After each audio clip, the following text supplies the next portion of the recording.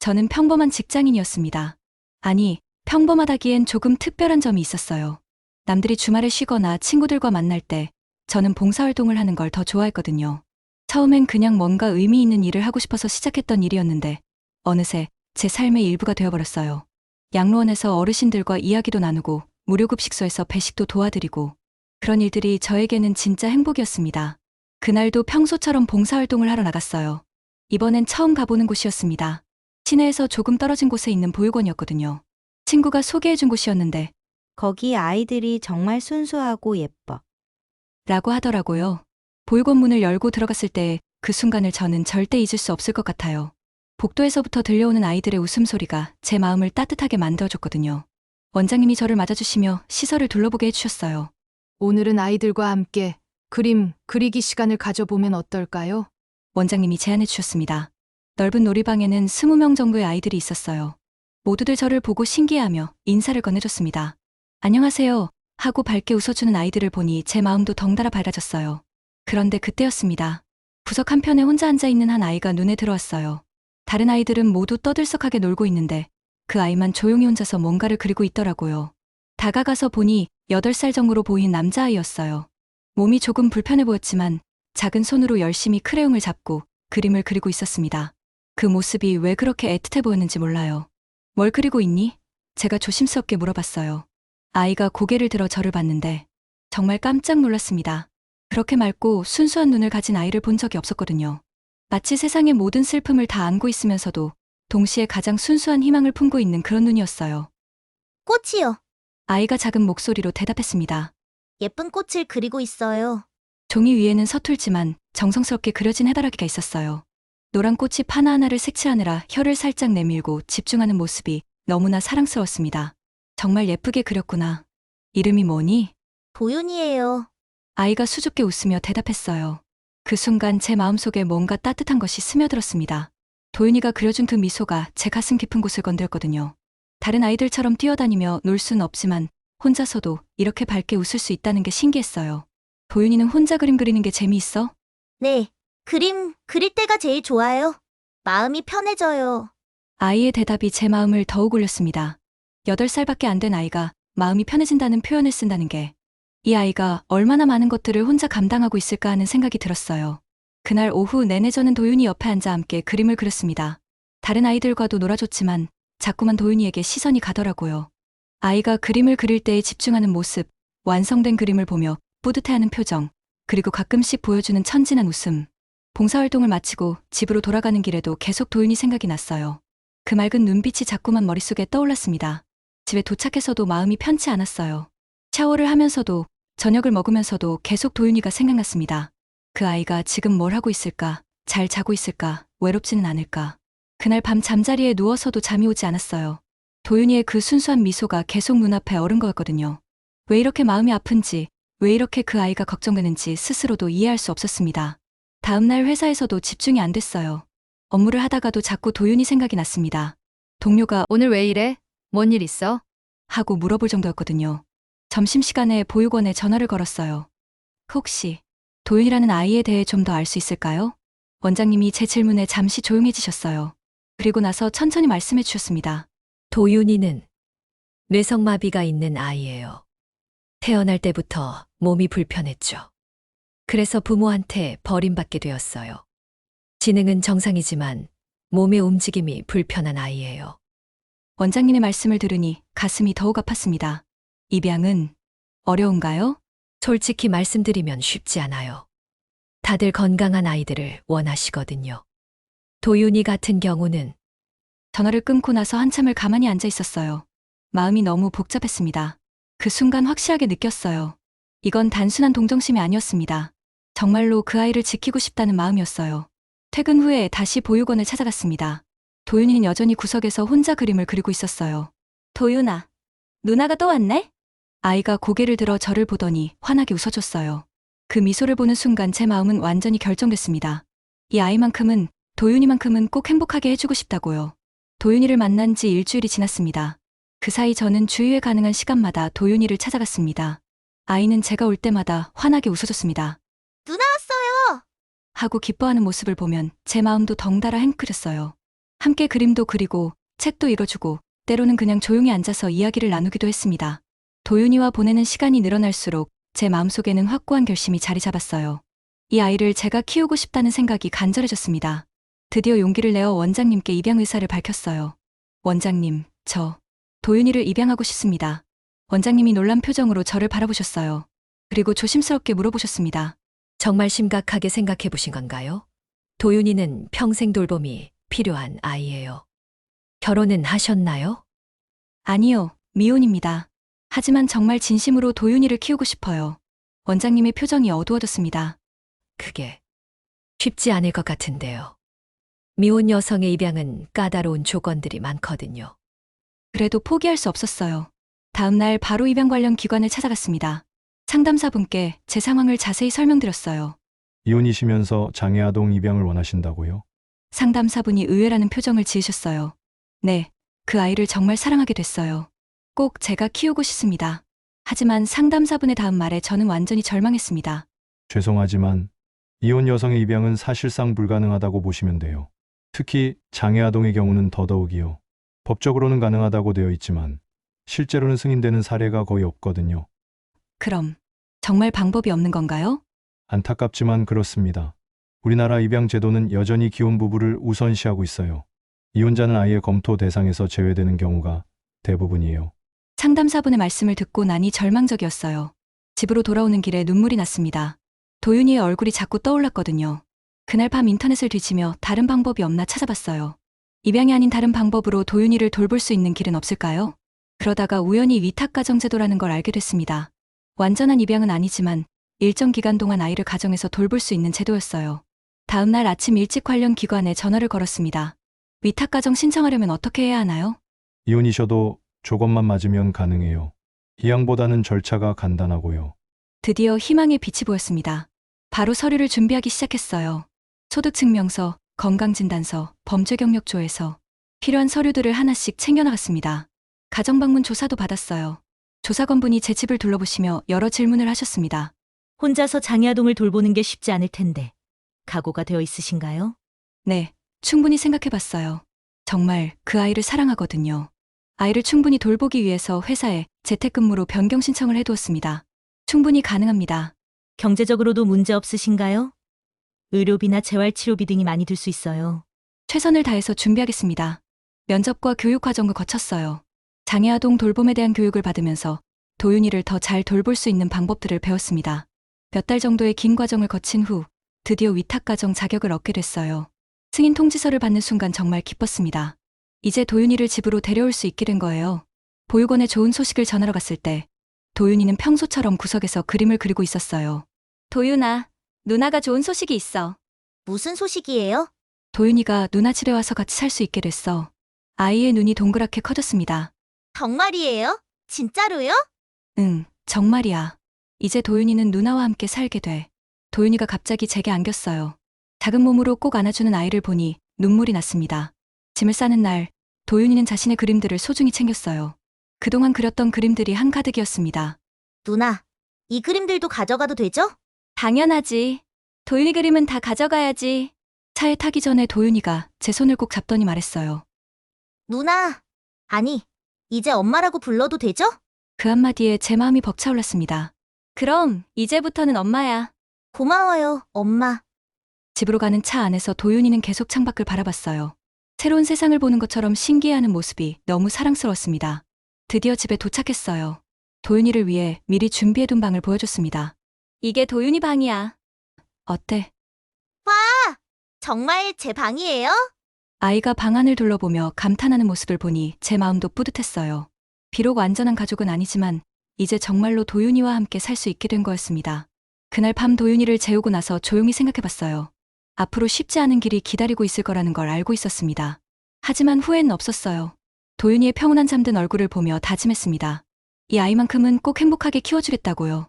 도윤이와 함께 생활한 지 한 달이 지났습니다. 매일이 새로웠어요. 아침에 일어나서 도윤이 얼굴을 보는 것부터 시작해서 밤에 잠자리에서 책을 읽어주는 것까지 모든 순간들이 소중했습니다. 엄마, 오늘은 뭐 해요? 도윤이가 매일 아침 이렇게 물어봤어요. 그 밝은 목소리를 들으면 하루 종일 힘이 났습니다. 오늘은 재활치료 받으러 가야지. 그리고 새로운 그림 도구 사러 가자. 정말이에요? 새로운 크레파스요? 도윤이가 신나하는 모습을 보면 제 마음도 덩달아 행복해졌어요. 이런 평범한 일상이 이렇게 소중할 줄 몰랐거든요. 하지만 행복한 시간은 오래가지 못했습니다. 문제는 제 가족들이 도윤이를 데려온 사실을 알게 되면서부터 시작됐어요. 어머니가 갑자기 집에 찾아오신 날이었습니다. 평소에는 미리 연락을 하고 오시는데 그날은 예고 없이 오셨더라고요. 초인종이 울려서 문을 열어보니 어머니가 서 계셨어요. 그런데 표정이 심상치 않으셨습니다. 엄마, 어떻게 갑자기? 내가 아이를 데려왔다면서 그것도 장애아동을? 순간 머릿속이 하얘졌어요. 누가 말씀드린 걸까요? 아마 동네 아는 분이 보셨나 봐요. 그때 안방에서 도윤이가 나왔습니다. 엄마, 누가 왔어요? 어머니가 도윤이를 보시더니 얼굴이 굳어지셨어요.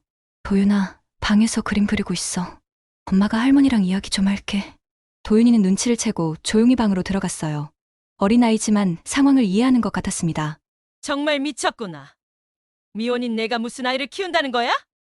엄마, 저는 정말 도윤이를 사랑해요. 이 아이를 키우고 싶어서. 사랑 그게 사랑이야? 내 인생 망치는 거야. 결혼도 안 했으면서 무슨 아이를 키워? 그것도 장애아동을? 어머니 목소리가 점점 커졌어요. 도윤이가 들을까봐 걱정됐지만 어머니는 멈추지 않으셨습니다. 당장 다시 데려다 줘. 이런 말도 안 되는 일을 왜 하는 거야? 엄마, 제발. 도윤이는 정말 착한 아이예요. 한 번만 만나보세요. 만나기는 무슨. 내가 지금 제정신이 아니야. 혼자 살기도 힘든데 장애아동까지 키운다고? 그때부터 매일이 전쟁이었습니다. 어머니뿐만 아니라 오빠, 언니들까지 모두 반대했어요. 도대체 왜 그런 선택을 한 거야? 내 미래는 생각 안 해? 결혼은 언제 할 건데? 아이 때문에 결혼 상대도 못 찾겠어. 이런 얘기들이 쏟아졌어요. 처음에는 설명하려고 노력했지만 점점 지쳐갔습니다.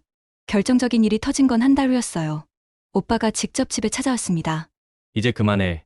가족들이 다 걱정하고 있어. 오빠, 나는 정말 괜찮아.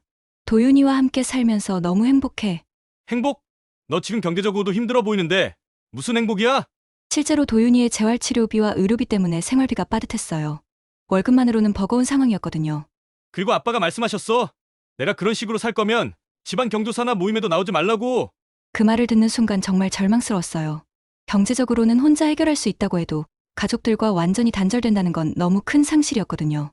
오빠, 제발 아버지께 말씀 좀 드려줘. 나는 정말 후회하지 않아. 후회하지 않는다고? 내가 지금 뭘 하고 있는지 알아? 내 인생 망치고 있는 거야. 그날 밤 도윤이가 제게 조용히 물어봤어요. 엄마, 할머니랑 삼촌이 화내는 거 저 때문이에요? 아이의 맑은 눈에 걱정이 가득했어요. 이렇게 어린아이가 눈치를 채고 있다는 게 마음 아팠습니다. 아니야, 도윤아. 그건 도윤이 잘못이 아니야. 그럼 엄마 힘들어요? 제가 있어서 힘들어요? 그 순간 눈물이 났어요. 이 순수한 아이가 자신 때문에 제가 힘들어한다고 생각하고 있다니. 절대 아니야, 도윤아. 엄마는 도윤이가 있어서 너무 행복해. 정말이야. 도윤이를 꼭 안아주며 다짐했어요. 아무리 가족들이 반대해도 아무리 경제적으로 힘들어도 포기하지 않겠다고. 가족들과의 연락은 점점 줄어들었어요. 명절에도 집에 가지 않았습니다. 도윤이와 단둘이 보내는 명절이었지만 오히려 더 따뜻했어요. 엄마, 우리 둘이서도 충분히 행복해요. 도윤이가 제 손을 잡으며 말했어요. 그런 도윤이를 보면서 확신했습니다. 제 선택이 틀리지 않았다는 거요. 밤늦게 도윤이의 재활운동을 도와주며 생각했어요. 비록 혼자가 됐지만 도윤이가 있어서 외롭지 않았습니다. 이 아이의 미소 하나면 모든 어려움을 이겨낼 수 있을 것 같았어요. 엄마, 고마워요. 잠들기 전에 도윤이가 작은 목소리로 말했어요. 엄마가 더 고마워, 도윤아. 그날 밤 도윤이의 평온한 잠든 얼굴을 보며 다시 한번 다짐했습니다. 세상 모든 사람이 반대해도 도윤이만큼은 꼭 지켜내겠다고요. 어느덧 도윤이와 함께한 지 10년이 흘렀습니다. 그 작고 여린 8살 아이가 이제 18살 청년이 되어 있었어요. 시간이 정말 빠르다는 걸 새삼 느꼈습니다. 엄마, 오늘 기분이 좋아 보여요. 도윤이가 아침 식탁에서 웃으며 말했어요. 응, 왜 그렇게 생각해? 엄마가 콧노래를 부르고 있거든요. 엄마는 기분 좋을 때만 콧노래 불어요. 이 아이는 정말 세심했어요. 언제부터인가 제 작은 습관들까지 다 알고 있더라고요. 10년이라는 시간 동안 우리는 정말 많이 가까워졌습니다. 도윤이는 여전히 몸이 불편했지만 어릴 때보다는 훨씬 많은 것들을 스스로 할 수 있게 되었어요. 간단한 요리도 도와주고 빨래 개는 것도 제법 잘했습니다. 무엇보다 그림 그리는 실력이 정말 늘었어요. 엄마, 이번에 그린 그림 어때요? 도윤이가 자랑스럽게 보여준 그림을 보고 깜짝 놀랐습니다. 화폭에는 제가 요리하는 모습이 아주 생생하게 그려져 있었어요. 앞치마를 두른 채 웃으며 요리하는 제 뒷모습이었는데 정말 실제 사진 같았습니다. 도윤아, 이거 정말 내가 그린 거야? 네. 엄마가 제일 행복해 보일 때를 그렸어요. 엄마는 저를 위해 요리할 때가 제일 예뻐요. 그 말을 듣고 울컥했어요. 이 아이는 항상 저를 이렇게 따뜻한 시선으로 바라보고 있었구나 싶어서요. 도윤이의 그림 실력은 점점 늘어갔어요. 처음에는 단순한 크레용 그림이었는데 이제는 수채화, 아크릴화까지 다양한 기법을 익혔습니다. 집 안 곳곳에 도윤이가 그린 그림들이 걸려 있었어요. 엄마, 저 미술학원에 다녀보고 싶어요. 어느 날 도윤이가 조심스럽게 말했어요. 그동안 집에서 혼자 그림을 그리거나 인터넷 강의로만 배웠는데 제대로 된 교육을 받고 싶다는 거였죠. 그럼 당연히 다녀야지. 우리 도윤이 재능이 이렇게 뛰어난데. 정말요? 하지만 학원비가 걱정하지 마. 엄마가 다 해결할게. 사실 경제적으로 여유가 있는 건 아니었어요. 하지만 도윤이의 꿈을 위해서라면 무엇이든 할 수 있었습니다. 투잡을 더 하거나 잔업을 해서라도 학원비를 마련하겠다고 마음먹었어요. 미술학원에 등록하러 갔을 때 일이 생겼습니다. 원장님이 도윤이의 몸 상태를 보시더니 난색을 표하시는 거예요. 아무래도 다른 학생들과 함께 수업받기는 어려울 것 같은데요. 그 순간 도윤이의 표정이 어두워지는 게 보였어요. 제 마음도 무너졌습니다. 혹시 개인 레슨은 어떠신지요? 조금 더 비싸겠지만 개인 레슨이라면 가능할 것 같습니다. 결국 비싼 개인 레슨을 등록하게 됐어요. 학원비가 2배로 뛰었지만 도윤이가 다 시원하게 웃는 모습을 보니 후회되지 않았습니다. 엄마, 고마워요. 저 때문에 힘들게 하는 것 같아서 미안해요. 무슨 소리야. 엄마는 도윤이가 행복하면 그게 제일 좋아. 미술학원을 다니기 시작한 도윤이는 정말 달라졌어요. 매일 새로운 기법을 배워와서 저에게 보여줬고 그림에 대한 열정이 넘쳤습니다. 엄마, 선생님이 그러는데 제가 정말 재능이 있대요. 나중에 전시회도 열 수 있을 거래요. 도윤이의 꿈이 점점 구체적으로 변해가는 모습이 대견했어요. 그리고 몇 달 후 정말로 기회가 왔습니다. 엄마! 큰일 났어요! 도윤이가 흥분해서 집에 들어왔어요. 왜? 무슨 일이야? 미술학원에서 지역 문화센터 전시회에 제 그림을 추천해줬어요. 제 그림이 전시될 수도 있대요. 정말 믿기지 않았어요. 우리 도윤이의 그림이 전시회에서 사람들에게 보여질 수 있다니. 전시회 준비 기간 동안 도윤이는 새로운 작품을 그렸어요. 제목은 엄마의 사랑이었습니다. 그림 속에는 어린 자신을 안고 있는 제 모습이 따뜻하게 그려져 있었어요. 이 그림이 제일 그리고 싶었던 거예요. 엄마가 저를 처음 안아줬을 때의 그 따뜻함을 표현하고 싶었거든요. 전시회 개막일, 저와 도윤이는 설레는 마음으로 문화센터에 갔어요. 도윤이의 그림이 벽에 걸려 있는 걸 보는 순간 눈물이 났습니다. 사람들이 도윤이 그림 앞에서 멈춰서서 감탄하는 모습을 보며 정말 뿌듯했어요. 이 그림 정말 감동적이네요. 누가 그린 거예요? 저희 아들이 그렸어요. 제가 자랑스럽게 대답했습니다. 그날 밤 집에 돌아와서 도윤이가 말했어요. 엄마, 오늘이 제 인생에서 가장 행복한 날이에요. 제 그림을 사람들이 좋아해 주니까 정말 기뻐요. 엄마도 정말 자랑스러워, 도윤아. 엄마 덕분이에요. 엄마가 포기하지 않고 저를 믿어줘서 여기까지 올 수 있었어요. 도윤이를 꼭 안아주며 지난 10년을 돌이켜봤어요. 힘든 일도 많았지만 이 아이와 함께한 모든 순간들이 소중했습니다. 도윤아, 엄마가 더 고마워. 너 때문에 엄마 인생이 이렇게 의미 있어졌어. 엄마, 사랑해요. 엄마도 사랑해, 우리 도윤이. 그날 밤 도윤이가 저를 위해 그려준 초상화를 보며 확신했습니다. 이 아이를 키운 것이 제 인생 최고의 선택이었다고요. 앞으로 어떤 어려움이 와도 도윤이와 함께라면 이겨낼 수 있을 것 같았어요. 도윤이의 전시회가 성공적으로 끝난 지 한 달 후였습니다. 평범한 저녁이었어요. 저는 회사에 들러 일을 하고 있었고 도윤이는 집에서 새로운 그림을 그리고 있었어요. 그런데 갑자기 도윤이에게서 전화가 왔습니다. 엄마, 도와주세요. 목소리가 이상했어요. 평소와 다르게 떨리고 있었거든요. 도윤아, 무슨 일이야? 어디가 아파? 머리가 너무 아파요. 그리고 몸을 제대로 움직일 수가 없어요. 순간 머릿속이 하얘졌어요. 급하게 회사를 나와서 집으로 달려갔습니다. 집에 도착했을 때 도윤이는 거실 바닥에 쓰러져 있었어요. 의식은 있었지만 몸을 제대로 가누지 못하고 있더라고요. 도윤아, 괜찮아? 엄마 왔어. 엄마, 무서워요. 갑자기 이렇게 됐어요. 즉시 119에 신고했어요. 구급차가 오는 동안 도윤이를 달래며 기다렸는데 그 시간이 영원 같았습니다. 괜찮을 거야, 도윤아. 엄마가 옆에 있으니까 괜찮을 거야.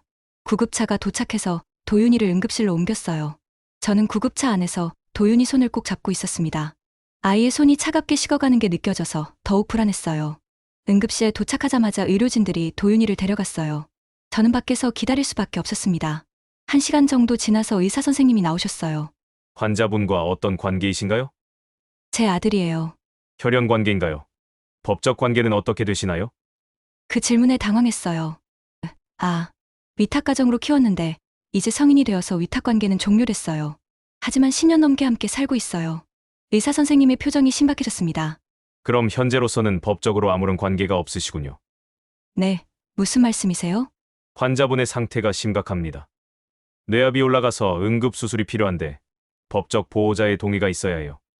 성인 환자의 경우 본인이 의식불명 상태라면 법적 가족의 동의가 필요합니다. 그 순간 세상이 무너지는 것 같았어요. 저는 10년 넘게 이 아이를 키웠어요. 제 아들이나 다름없어요. 마음은 이해하지만 현재 법적으로는 타인이시기 때문에 수술 동의서에 서명하실 권한이 없으셔요. 그럼 어떻게 해야 하나요? 아이가 위험하다면서요? 친부모나 법적 가족을 찾아야 합니다. 만약 그것이 불가능하다면 법원에서 임시 후견인을 선정해야 하는데 시간이 많이 걸릴 수 있어요. 그때부터 정말 악몽 같은 시간이 시작됐어요. 도윤이의 친부모는 행방불명 상태였고 보육원에서도 이미 성인이 된 아이라 저희도 더 이상 보호자 역할을 할 수 없습니다. 라고 했어요. 그럼 법원에 임시 후견인 신청을 해야 하는데 최소 며칠은 걸릴 거예요. 며칠요? 지금 당장 수술해야 한다면서요. 의료진들도 난처했어요. 응급 상황인데 법적 절차 때문에 손을 쓸 수 없다는 거였죠. 의사 선생님, 제발요. 아이가 죽을 수도 있다면서요. 저희도 어쩔 수 없어요. 법적 절차를 따라야 합니다. 도윤이는 응급실 침대에서 의식을 잃고 있었어요. 간호사분이 와서 설명해 주셨어요. 뇌압이 계속 올라가고 있어요. 빨리 수술하지 않으면 위험할 수 있습니다. 모니터의 수치들이 계속 나빠지고 있었는데 저는 아무것도 할 수 없었습니다. 그런데 새벽 4시경 기적처럼 도윤이가 잠깐 의식을 회복했어요. 엄마, 어디 있어요? 여기 있어. 도윤아, 엄마 여기 있어. 의사 선생님을 급히 불렀어요. 환자분, 의식이 있으시죠? 지금 수술이 필요한 상황인데 동의하시겠어요? 도윤이가 힘없이 고개를 끄덕였어요. 네, 엄마가 옆에 있으면.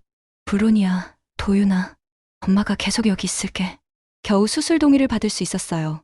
하지만 도윤이는 곧 다시 의식을 잃었습니다. 그제서야 수술실로 들어갈 수 있었어요. 수술이 시작된 지 4시간이 지났어요. 저는 수술실 앞 의자에 앉아서 기도만 했습니다. 제발 도윤이가 무사하기를, 제발 눈을 뜨기를. 오후가 되어서야 수술이 끝났어요. 의사 선생님이 나오셨습니다. 다행히 수술은 성공했습니다. 하지만 조금만 늦었어도 위험할 뻔했어요. 그 말을 듣고 주저앉았어요. 안도감과 동시에 분노가 치밀어 올랐습니다. 제 아이가 죽을 뻔했는데 저는 아무것도 할 수 없었다는 게. 하지만 수술 후에도 문제는 계속됐어요. 도윤이가 다시 의식을 잃은 상태에서 치료 계획 상담, 약물 투여, 모든 중요한 결정에서 저는 배제됐습니다. 법적으로는 완전히 타인이니까요. 도윤이가 깨어났을 때 첫 마디가 엄마, 였어요. 엄마, 무서웠어요. 괜찮아. 이제 괜찮아. 엄마가 여기 있어. 하지만 마음은 괜찮지 않았어요. 앞으로도 이런 일이 또 생기면 어떻게 하죠? 도윤이가 아플 때마다 저는 속수무책으로 기다려야 하는 건가요? 퇴원 후에도 마음이 편치 않았어요. 도윤이가 의식이 있을 때는 본인이 서류에 사인할 수 있었지만 문제는 도윤이가 의식을 잃거나 판단력이 흐려질 때였어요. 그럴 때마다 저는 아무것도 할 수 없었습니다. 병원에서 의사 선생님이 말씀해 주셨어요. 환자분이 의식이 명료할 때는 본인이 결정하시면 되지만 응급 상황이나 의식 불명 상태에서는 법적 가족의 동의가 필요해요. 이런 경우가 또 생기면 10년 넘게 키운 제 아이인데 정작 중요한 순간에는 제가 아무런 권한이 없다는 현실이 너무 잔혹했어요. 아이가 성인이 되고 위탁 관계가 종료되면서 저는 진짜로 법적으로는 남남이 되어버린 거였습니다. 엄마, 왜 울어요? 도윤이가 걱정스럽게 물어봤어요. 아무것도 아니야, 도윤아. 그냥 내가 무사해서 다행이라는 생각에. 하지만 속으로는 다짐했어요. 이런 일이 다시는 일어나지 않도록 도윤이를 진짜로 지킬 수 있는 방법을 반드시 찾겠다고요. 그날 밤 도윤이가 잠든 후 인터넷을 뒤지며 방법을 찾기 시작했어요. 분명히 방법이 있을 거예요. 제가 진짜 도윤이의 법적 보호자가 될 수 있는 길이. 제 아이를 제가 지킬 수 없다는 현실 앞에서 저는 무너질 수 없었습니다. 도윤이를 위해서, 그리고 나를 위해서 반드시 길을 찾아야 했어요. 도윤이가 퇴원한 후 며칠이 지났습니다. 겉으로는 일상으로 돌아왔지만 제 마음은 계속 불안했어요. 언제 또 응급 상황이 생길지 모르는데 그때마다 이런 일이 반복될 거라는 생각에 잠도 제대로 올 수 없었습니다. 엄마, 또 인터넷 검색하고 있어요. 도윤이가 걱정스럽게 물어봤어요. 며칠째 밤늦게까지 컴퓨터 앞에 앉아서 방법을 찾고 있었거든요. 성인 자녀의 법적 보호자가 되는 방법, 의료 동의권, 후견인 제도. 온갖 검색어를 입력해봤지만 명확한 답을 찾을 수 없었어요. 괜찮아, 도윤아. 그냥 좀 찾아보는 것뿐이야. 저 때문에 엄마가 고생하는 거죠? 도윤이의 맑은 눈에 미안함이 가득했어요. 이 순수한 아이가 자신을 탓하고 있다는 게 더 마음 아팠습니다. 절대 아니야. 엄마는 그냥 우리가 더 안전하게 살 수 있는 방법을 찾고 있는 거야. 그날 밤에도 계속 검색을 했어요. 법무부 사이트, 가족관계 등록법, 후견인 제도. 하지만 모든 방법들이 복잡하거나 힘들었습니다. 그러다가 우연히 온라인 카페에서 비슷한 상황의 글을 발견했어요. 위탁 가정으로 키운 성인 자녀와 법적 가족이 되는 방법. 글을 클릭해서 읽어보니 정말 충격적인 내용이었어요.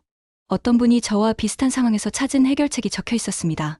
많은 분들이 놀라시겠지만 현실적으로 가장 확실한 방법은 혼인신고입니다. 법적으로는 부부가 되지만 실질적으로는 모자 관계를 유지하는 거죠. 이상하게 들릴 수 있지만 이것이 가장 빠르고 확실한 방법이에요. 처음에는 눈을 의심했어요. 그러나 정말로 법적으로는 가능한 일이었습니다. 혈연관계가 아니어도 성인끼리는 혼인신고를 할 수 있고 그렇게 되면 법적으로 가족이 되는 거였죠. 하지만 동시에 엄청난 고민에 빠졌어요. 이건 정말 상상도 못한 방법이었거든요. 사회적으로 어떻게 보일까요? 사람들이 오해하지 않을까요? 며칠 동안 고민했어요. 다른 방법은 정말 없을까 싶어서 법무사 사무실에도 상담을 받으러 갔습니다. 결국 현실적인 대안은 그 방법밖에 없다는 걸 깨달았어요. 하지만 도윤이에게 어떻게 말해야 할지 막막했습니다. 일주일 정도 고민한 후 용기를 내서 도윤이와 이야기를 나눴어요. 도윤아, 엄마가 할 말이 있어. 네, 엄마. 지난번 병원에서 일어난 일 같은 게 또 생기면 안 되잖아. 그래서 엄마가 방법을 찾아봤는데 조심스럽게 상황을 설명했어요. 법적 가족이 되어야 하는 이유, 그리고 그 방법에 대해서요. 도윤이는 처음에 이해하지 못하는 것 같았어요. 혼인신고요? 그게 무슨 뜻이에요? 법적으로는 부부가 되는 거야. 하지만 우리는 여전히 엄마와 아들이고 아무것도 달라지지 않아. 단지 법에서만 그렇게 보는 거야. 도윤이가 한참 생각하더니 물어봤어요. 그럼 엄마가 저를 더 잘 지킬 수 있게 되는 거예요? 그래.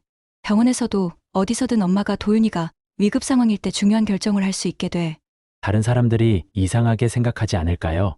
정말 예리한 질문이었어요. 그럴 수도 있어. 하지만 엄마는 상관없어. 도윤이를 지킬 수 있다면 다른 사람들이 뭐라고 해도 괜찮아. 도윤이가 제 손을 잡더니 말했어요. 엄마, 그럼 그렇게 해요. 엄마 뜻이 그렇다면 저도 괜찮아요. 그 순간 눈물이 났어요. 이 아이는 항상 저보다 먼저 용기를 내주었어요. 정말 괜찮겠어. 사람들이 오해할 수도 있어. 엄마, 저는 엄마가 제 진짜 엄마라는 걸 알아요. 다른 사람들이 뭐라고 해도 그건 변하지 않아요. 며칠 후 구청에 갔어요. 담당 공무원도 처음에는 당황하는 것 같았지만 법적으로는 문제없다고 했습니다. 정말 하시겠어요? 한번 신고하면 되돌리기 힘들어요. 네, 결정했어요. 혼인신고서에 서명하는 순간 정말 복잡한 기분이었어요. 이상한 방법이지만 이제 진짜로 도윤이를 지킬 수 있게 된 거였습니다. 구청을 나오면서 도윤이가 말했어요. 엄마, 이제 정말 가족이 된 거네요. 원래부터 가족이었어, 도윤아. 이제는 법에서도 인정해주는 거고. 그날 밤 가족관계 증명서를 보며 생각했어요. 겉으로는 부부로 나와 있지만 우리는 여전히 엄마와 아들이었습니다. 그리고 이제는 그 누구도 우리 가족을 흔들 수 없게 되었어요. 비록 특별한 방법이었지만 도윤이를 지키기 위해서라면 어떤 오해도 감수할 수 있었습니다. 제 아들을 제가 지킬 수 있게 된 것만으로도 충분했어요. 혼인신고를 한 지 6개월이 지났습니다. 드디어 저는 법적으로도 도윤이의 보호자가 되었어요. 이제 병원에서도 어디서든 당당하게 제 가족입니다라고 말할 수 있게 되었습니다. 물론 처음에는 조금 복잡했어요. 서류상으로는 배우자로 나와 있지만 실제로는 모자 관계니까 상황에 따라 설명을 해야 했거든요. 하지만 중요한 건 이제 도윤이에게 무슨 일이 생겨도 제가 모든 결정을 내릴 수 있다는 거였어요. 엄마, 오늘 병원에서 정기검진 받는 날이에요. 도윤이가 아침에 말했어요. 그래, 같이 가자. 병원에 가서 의사 선생님과 상담을 받을 때였어요. 이번에는 아무런 제약 없이 모든 이야기를 들을 수 있었습니다. 환자분 상태가 많이 좋아졌네요. 꾸준히 관리하시면 문제 없을 것 같아요. 정말 다행이에요. 혹시 또 응급 상황이 생기면 그런 일은 없을 거예요. 수술은 정말 잘 되었습니다. 하지만 만약 생기더라도 이제는 가족분이 계시니까 걱정 마세요. 그 말을 듣는 순간 정말 안도했어요. 이제는 더 이상 무력하게 기다릴 필요가 없다는 거였거든요. 하지만 사회적인 시선은 여전히 부담스러웠어요. 동네에서 만나는 사람들의 수근거림이 들렸거든요. 저 집 정말 이상해. 엄마 아들이 결혼했다면서. 말도 안 되는 일이야. 도대체 무슨 생각으로? 처음에는 마음이 아팠어요. 하지만 도윤이를 보면 그런 시선도 견딜 수 있었습니다. 엄마, 사람들이 우리를 이상하게 보는 것 같아요. 어느 날 도윤이가 조심스럽게 말했어요. 신경 쓰지 마, 도윤아. 우리가 행복하면 그걸로 충분해. 하지만 엄마가 힘들어 하시는 것 같아서. 전혀 힘들지 않아. 오히려 너무 다행이야. 이제 도윤이를 진짜로 지킬 수 있게 됐잖아. 그러던 중 뜻밖의 일이 생겼어요. 도윤이의 그림 실력이 더욱 늘어서 지역신문에 소개될 기회가 생긴 거예요. 엄마, 신문사에서 인터뷰 요청이 왔어요. 도윤이가 흥분해서 말했어요. 정말? 우리 도윤이 그림이 그렇게 유명해졌구나. 인터뷰 당일 기자분이 오셨어요. 도윤이의 그림과 성장 과정에 대해 관심을 보이셨습니다. 정말 감동적인 그림들이네요. 누가 이렇게 키워주신 거예요? 제 엄마가요. 저를 정말 사랑으로 키워주셨어요. 기자분이 저를 보시더니 물어보셨어요. 어머님이신가요? 네, 그렇습니다. 듣기로는 친자 관계가 아니라고 하던데. 순간 긴장했어요. 하지만 도윤이가 먼저 말했어요. 혈연 관계는 아니지만 제게는 진짜 엄마예요. 저를 포기하지 않고 끝까지 사랑해주신 분이거든요. 기자분이 감동받은 것 같았어요. 정말 아름다운 가족이네요. 며칠 후 신문기사가 나왔어요. 장애를 딛고 꽃 피운 미술 재능, 사랑으로 키운 특별한 모자. 기사에는 우리의 이야기가 감동적으로 실려 있었어요. 물론 혼인신고에 대한 구체적인 내용은 없었지만 사랑으로 키운 가족이라는 점이 강조되어 있었습니다. 기사가 나간 후 반응이 놀라웠어요. 많은 분들이 응원의 메시지를 보내주셨거든요. 정말 감동적인 이야기예요. 진정한 가족의 의미를 보여주신 것 같아요. 장애 아동을 포기하지 않고 키워주셔서 감사해요. 물론 곱지 않은 시선도 있었지만 응원해주시는 분들이 더 많았어요. 그리고 더 놀라운 일이 생겼어요.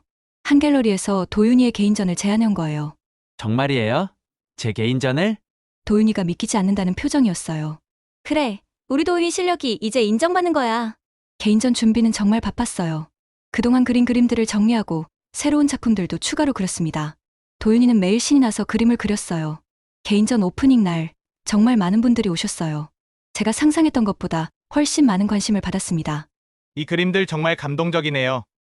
장애를 가지고도 이런 그림을 그릴 수 있다니 대단해요. 특히 이 엄마의 사랑이라는 작품이 인상적이에요. 도윤이가 저를 그린 그림 앞에서 많은 분들이 감탄하셨어요. 그 그림에는 정말 따뜻한 사랑이 담겨 있었거든요. 작가님, 어머님께 한마디 해주세요. 도윤이가 마이크를 잡더니 말했어요. 저를 포기하지 않고 여기까지 키워주신 엄마께 정말 감사해요. 엄마가 없었다면 지금의 저도 없었을 거예요. 엄마, 사랑해요. 그 순간 눈물이 났어요. 이 모든 게 꿈 같았거든요. 전시회가 끝나고 집에 돌아와서 도윤이와 이야기를 나눴어요. 엄마, 정말 행복해요. 제 그림을 이렇게 많은 분들이 좋아해 주시다니. 엄마도 정말 자랑스러워, 도윤아. 엄마, 그런데 정말 궁금한 게 있어요. 뭔데? 엄마는 저를 키우면서 후회한 적 없어요? 그 질문에 잠시 생각해봤어요. 가족들의 반대, 경제적 어려움, 사회적 시선. 정말 많은 일들이 있었죠. 단 한 번도 후회한 적 없어. 도윤이를 만난 건 내 인생 최고의 행운이었어. 저도요. 엄마를 만난 게 제 인생 최고의 행운이에요. 그날 밤 잠자리에 들면서 지난 시간들을 돌이켜봤어요. 어린 도윤이를 처음 만났던 보육원에서부터 지금까지 정말 많은 일들이 있었습니다. 비록 특별한 형태의 가족이 되었지만 우리의 사랑만큼은 그 어떤 가족보다도 진실했어요. 혈연이 아니어도 법적으로는 부부이지만 우리는 진정한 모자였습니다. 세상이 우리를 어떻게 보든 상관없었어요. 도윤이와 함께하는 매 순간이 행복했고 이 아이의 미소 하나면 모든 게 충분했습니다. 엄마, 내일 뭐 해요? 도윤이가 잠들기 전에 물어봤어요. 우리 공원 산책 갈까? 좋아요.